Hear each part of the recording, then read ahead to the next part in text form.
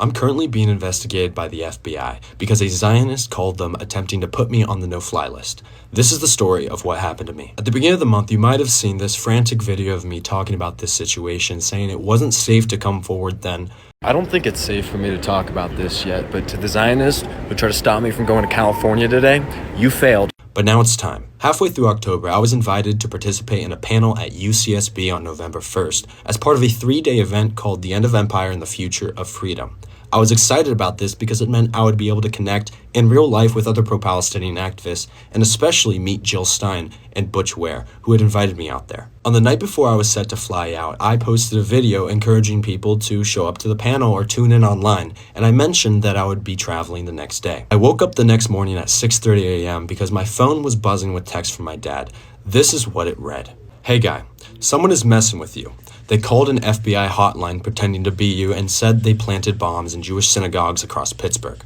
3 cop cars showed up to our house. I'm not worried. You might be hearing from them soon. Hope it doesn't mess with your travel plans." So this is what I woke up to. My family's home was surrounded by police cars. I had no idea what to think of this. I had to travel that day. I had to be at the airport by noon, actually. So I just went to the airport expecting to be stopped by law enforcement sometime soon. As soon as I stepped foot into that airport, my phone rang. It was a detective from the city I'm in asking questions about me. I waited at the airport for them and they showed up. It was 2 detectives and a police officer on behalf of the Pittsburgh FBI office. They interrogated me for around 15 minutes and I recorded the entire thing. Here's a clip from that interaction. Have you made any type of statements against any synagogues? No, never. I don't think I've ever made a statement against a synagogue, ever.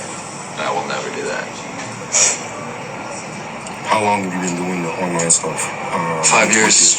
With Palestine? Yeah, with a year. During all of this, the only thing I was told about the person who had called the FBI to impersonate me was that they used a VPN and it was suggested to me that they were not an American citizen. They had made the call within hours after I had posted the video about the panel. They let me go and allowed me to fly to California, but I spent the whole trip thinking that somebody tried to stop me from coming out there. They were trying to prevent me from speaking at this panel, meeting up with other activists, and especially meeting with Jill Stein, where we shot content together. Luckily, I was able to make it to California and back safely. The panel and event went amazing, and I met so many spectacular people and activists. I was told by the detectives at the airport that I would be contacted in the future by the Pittsburgh FBI office so they could close their case. That has not happened yet. I want people to know that this is what Zionists do to people who try to help the Palestinians. I'm an 18-year-old freshman in college. I've been advocating for the Palestinians ever since the day I learned of their oppression. Right now, Israel is carrying out genocide against the Palestinians.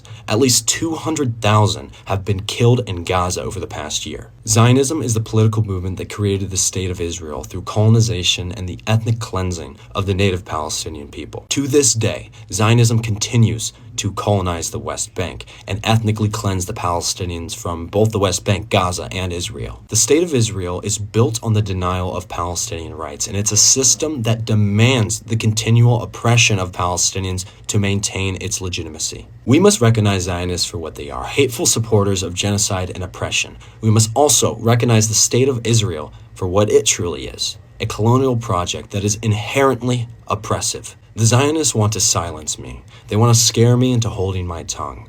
I won't let them do any of that. You shouldn't let them either, because we have the truth on our side and each other.